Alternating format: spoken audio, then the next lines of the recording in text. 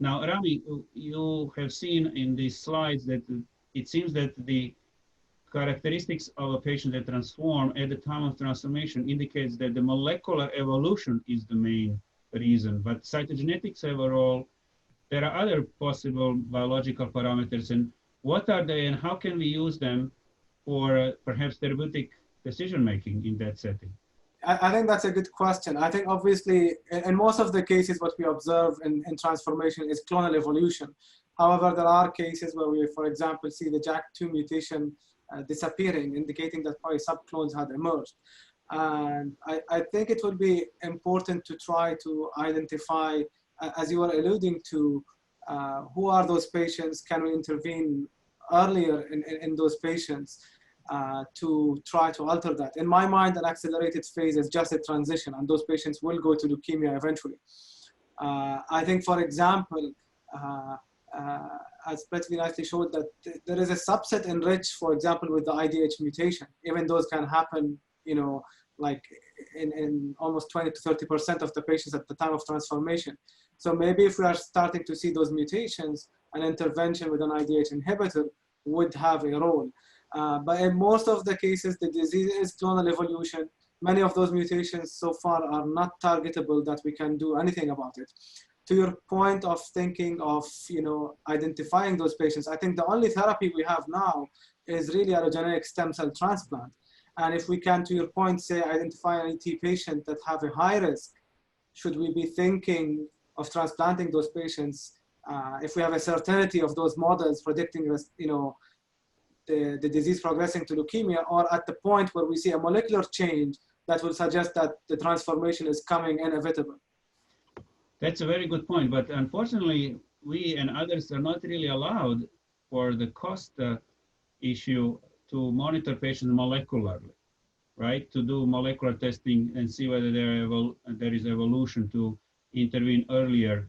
And to me, it seems that the standard way of looking at the people changing is just basically looking at the blast, right? And you look at the blast because, like Prithvi showed in the slide set, most people slowly evolve over time and get to 20%. So 20% is kind of a cutoff for calling patients transform, but patients are transforming, as you pointed out, through accelerated phase. That appears to be the time to intervene, not to wait. And that percent of blast, 20%, is relatively insignificant in a sense that we don't need to wait for it. And so you, Prithvi, pointed out hypomethylation agents as what NCCN guidance would be suggesting over chemotherapy. Where would you use chemotherapy? Is there a role for chemotherapy at all in the management of patients with accelerated and blastic phase? I think the role is very limited. Again, it's in your young, fit patient where you have a donor lined up and where you know that transplant is your goal. I think that's where the role is. It's there, but it's very small.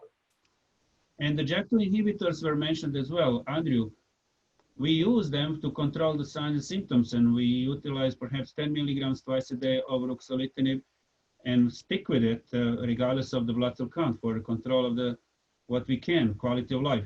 What's your take on that? Is that how it should be done? I think that in general, we do that. It's a case-by-case basis.